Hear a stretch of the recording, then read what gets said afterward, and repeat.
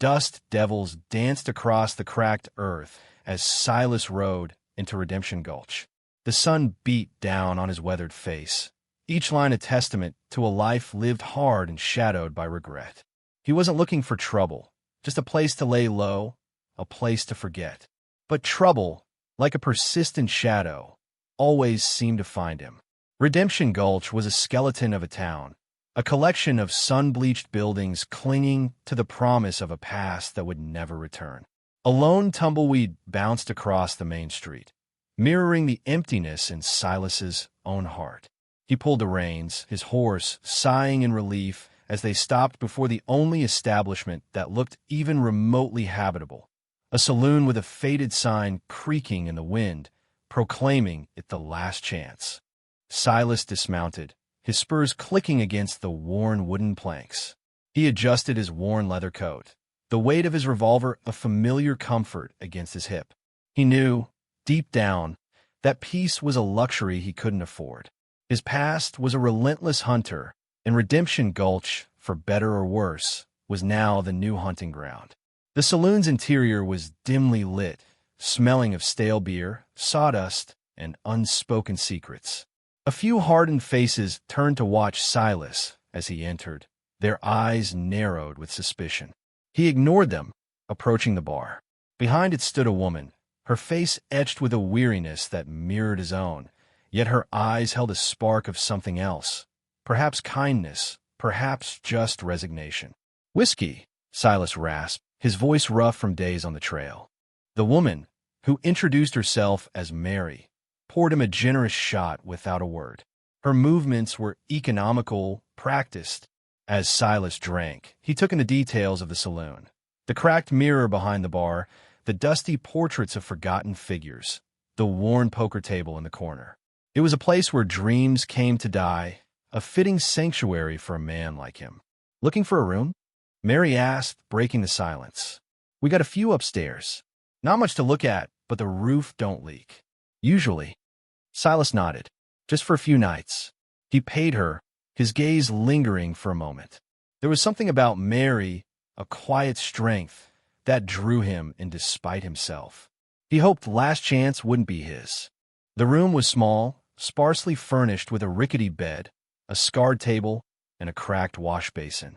A single window offered a view of the desolate landscape, stretching out to the horizon like a faded painting. Silas sat on the edge of the bed, the whiskey offering little comfort against the gnawing unease within him. He closed his eyes, trying to block out the memories that clawed at his mind. It happened. A flash of heat, a roar of gunfire, and a chaotic scene exploded behind his eyelids.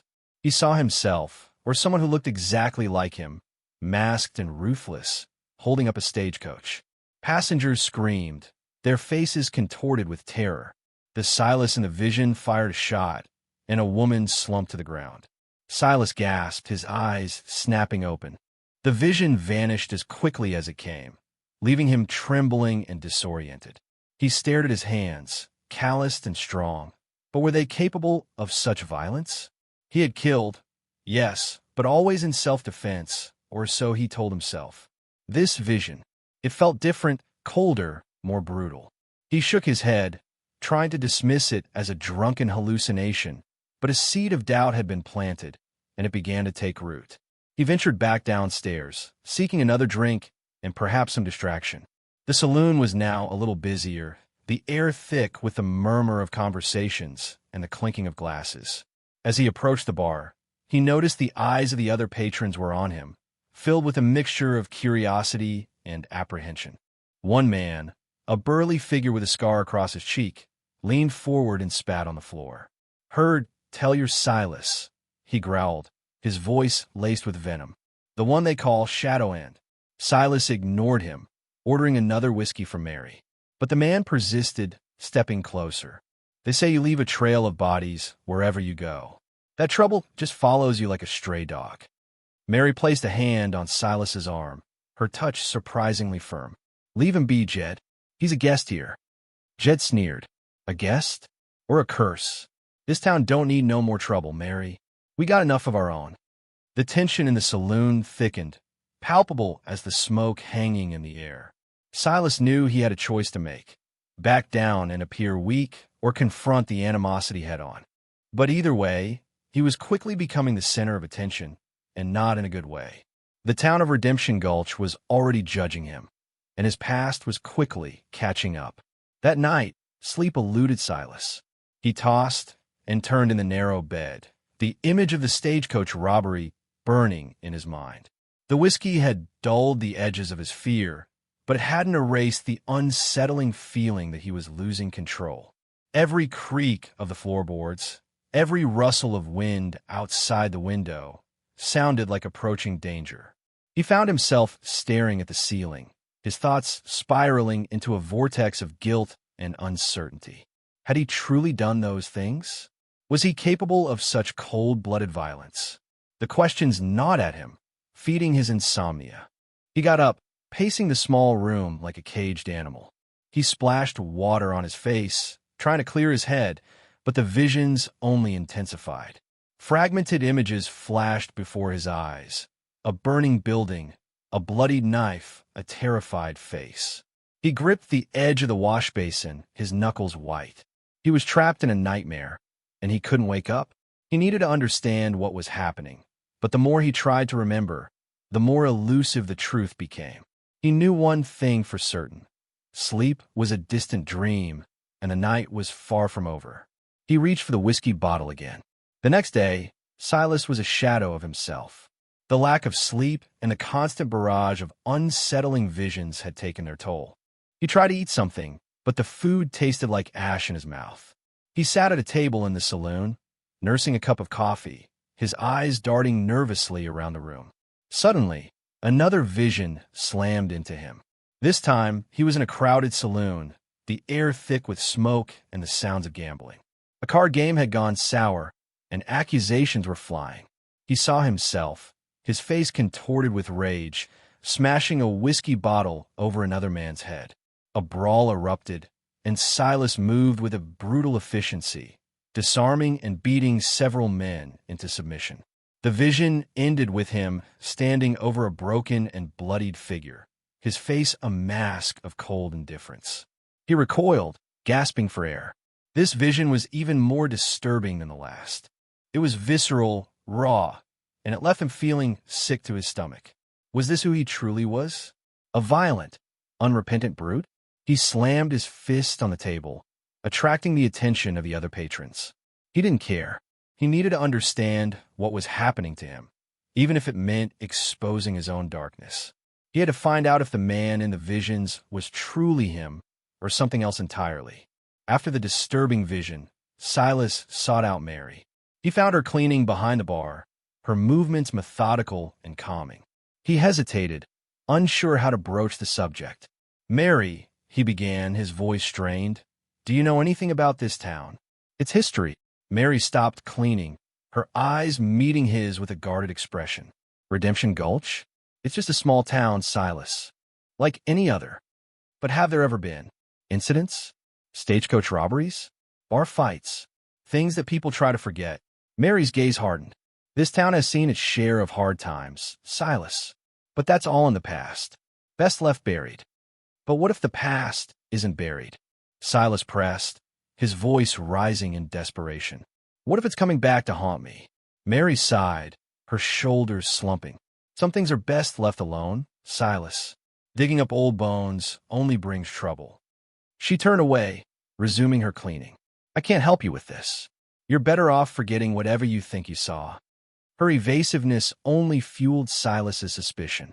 She knew something, he was sure of it, but she was unwilling to share it, leaving him to grapple with the growing darkness alone. He knew he couldn't trust anyone in this town, not even Mary. He was on his own, facing a mystery that threatened to consume him. The visions were getting stronger, and he felt like he was running out of time. Back in his room, the small space felt like a pressure cooker. The visions were relentless, each one chipping away at his sanity. He stood before the cracked mirror, staring at his reflection. The man staring back was weary, haunted, but was he also a monster? Suddenly, the reflection shifted.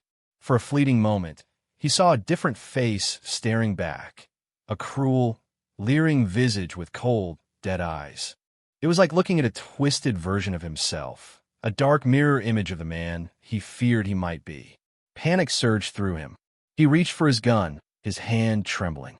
The other Silas in the mirror smirked, as if daring him. He raised a revolver, his heart pounding in his chest. "Who are you?" he whispered, his voice hoarse. "What do you want?" The reflection didn't answer, only continued to leer. Driven to the edge, Silas squeezed the trigger. The shot echoed through the room, shattering the mirror into 1,000 pieces. He stood there, panting, the gun still smoking in his hand. The mirror was gone, but the other Silas. Was he truly gone as well? He looked behind where the mirror had been, expecting to see a wall. Instead, there was nothing but swirling dust, a vortex of emptiness that seemed to beckon him forward. The world had just tilted on its axis, and Silas knew he had crossed a line. The gunshot reverberated through the last chance, jolting the saloon into silence. Mary rushed upstairs, her face etched with worry. Sheriff Brody, a grizzled man with a steely gaze, followed close behind. They burst into Silas's room, finding him standing amidst the shattered glass, the smoking revolver still clutched in his hand. "What in tarnation happened here?" Brody demanded, his eyes narrowed with suspicion. Silas stared blankly at the swirling dust where the mirror had been. I don't know," he stammered. "I saw him. In the mirror. I had to." Brody examined the room, his gaze sweeping over the shattered glass and the strange dust. He found no bullet hole in the wall, no sign of another person. "Looks like you've been hitting the bottle pretty hard, Silas," he said, his voice laced with skepticism. "A broken mirror and a tall tale. That's all I see." Mary looked at Silas with concern, but there was also a flicker of fear in her eyes. She seemed to understand that something more than drunken paranoia was at play. Brody shook his head. "Clean up this mess, Silas, and try to keep the noise down. This town's got enough problems without you adding to them." He turned and left, Mary lingering for a moment before following him. Silas was alone again, the swirling dust the only witness to his descent into madness. He knew that Brody didn't believe him, and perhaps Mary didn't either. But he knew what he had seen, and he knew that things were about to get much stranger. After Brody and Mary left, Silas cautiously approached the swirling dust. As he drew closer, the air shimmered, and the room seemed to subtly distort. The wooden floorboards beneath his feet warped and twisted, and the shadows danced in unnatural ways. He reached out a hand, hesitant to touch the dust, but compelled by an irresistible force. As his fingers brushed against the swirling particles, a jolt of energy coursed through his body. The room dissolved around him, replaced by a fleeting kaleidoscope of images and sensations. He saw flashes of familiar faces, twisted and distorted, and heard whispers of forgotten languages. When the sensation passed, he found himself back in his room, but something had changed. The colors seemed brighter, the sound sharper. He looked at his hand, and for a moment, it appeared to be translucent, as if he were fading in and out of existence. He walked to the window, and the landscape outside was subtly different. The familiar mountains seemed to shift and rearrange themselves, and the sky was a shade of purple he had never seen before. A sense of unease washed over him, a feeling that the very fabric of reality was unraveling. The gunshot had not only shattered the mirror, but it had also shattered the boundaries between worlds. Redemption Gulch was no longer the same, and neither was Silas.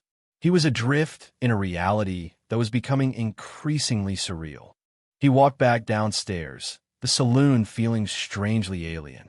The familiar faces of the patrons seemed to flicker, their features momentarily morphing into grotesque caricatures before snapping back to normal.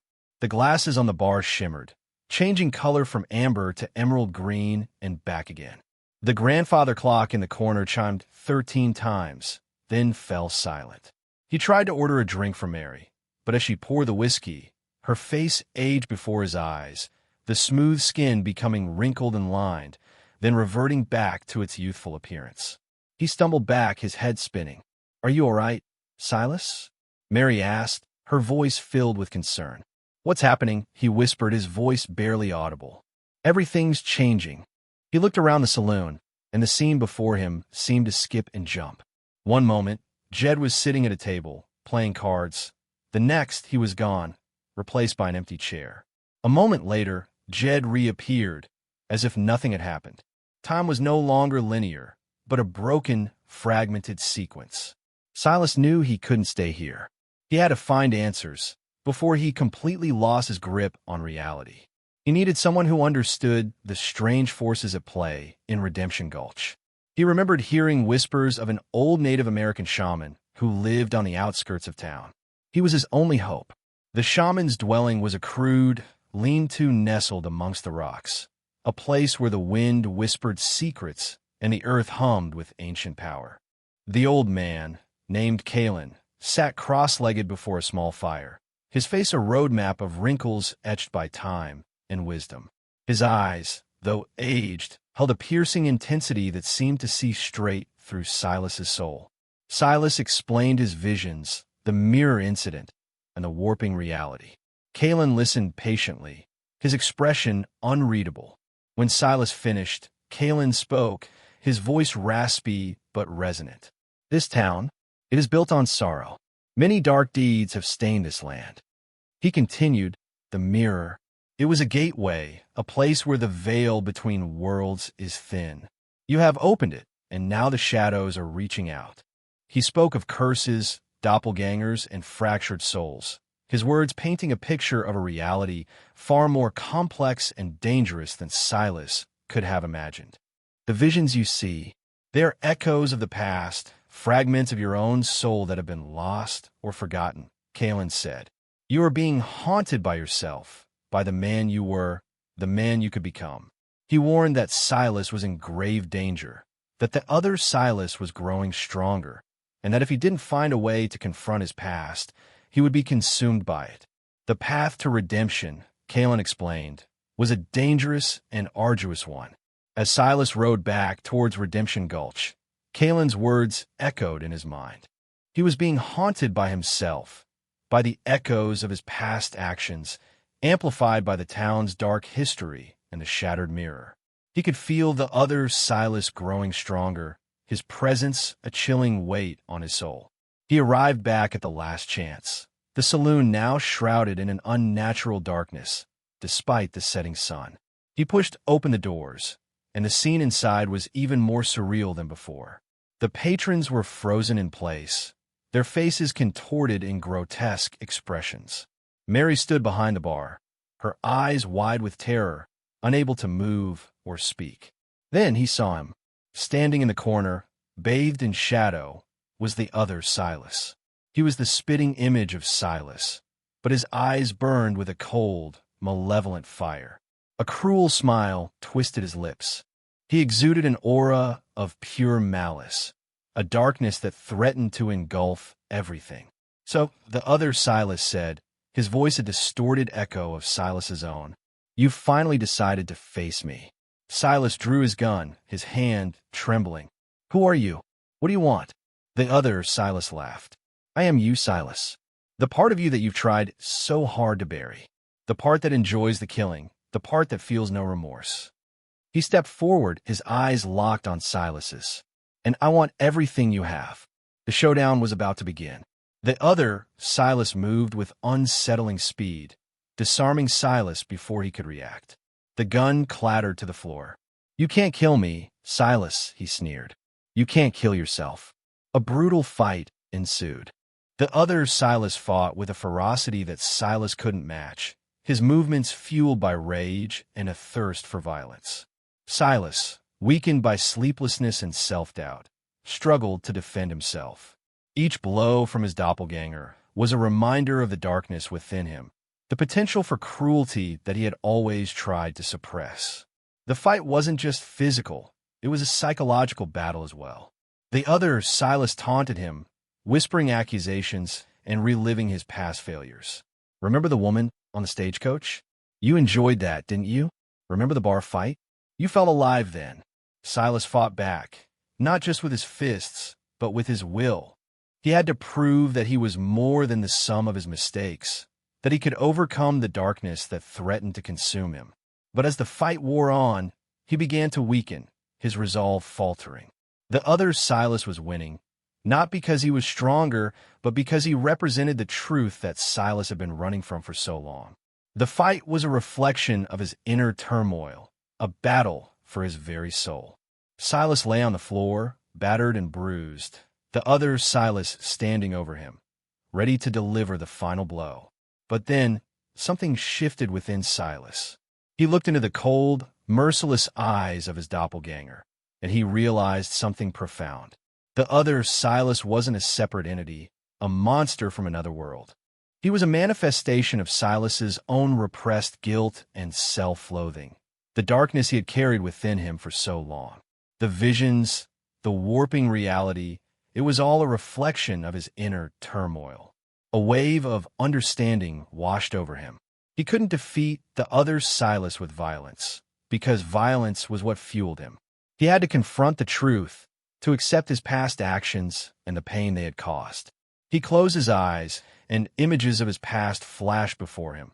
The stagecoach robbery, the bar fight, the faces of those he had wronged.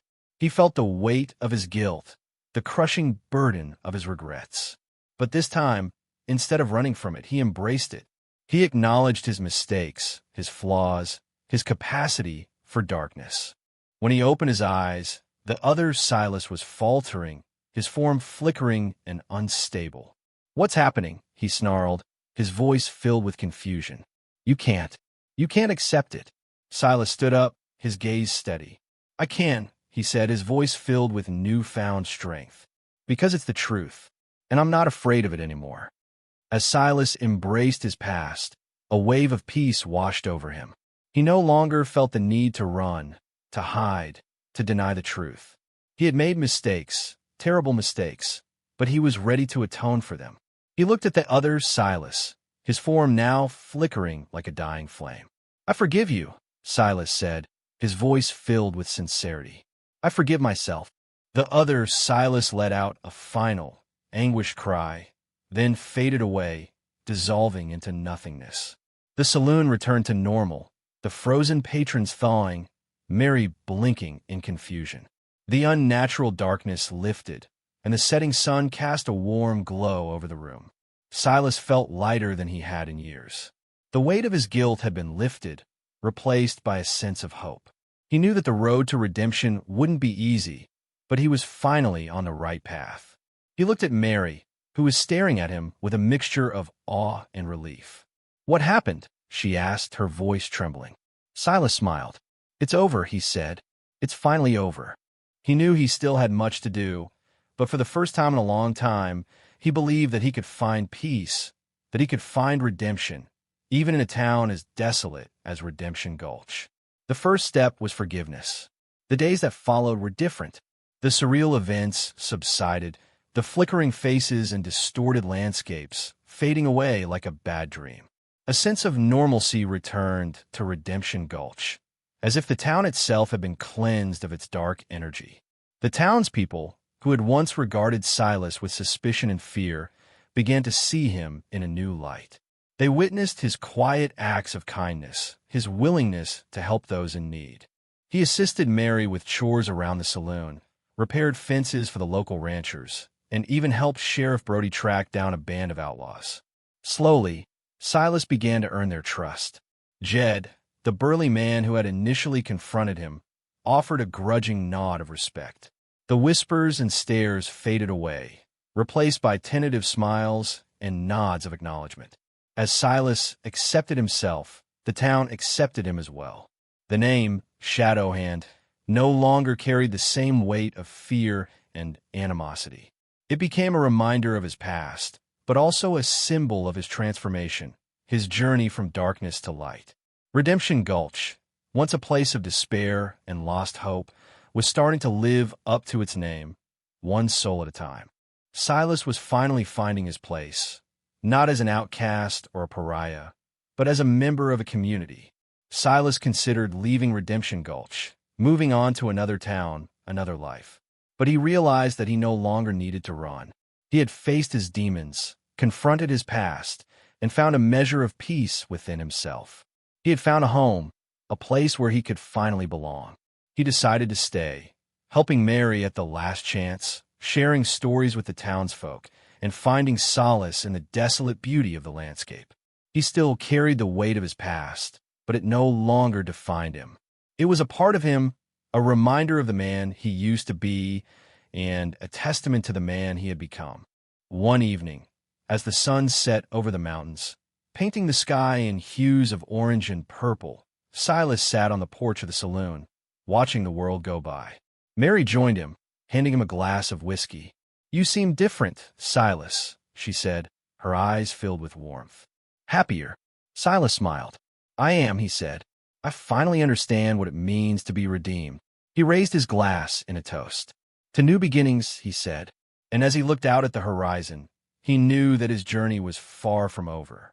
But for the first time in a long time, he was ready to face whatever the future held, with hope in his heart and a sense of peace in his soul. Redemption Gulch had given him a second chance, a last chance, and he wasn't about to waste it.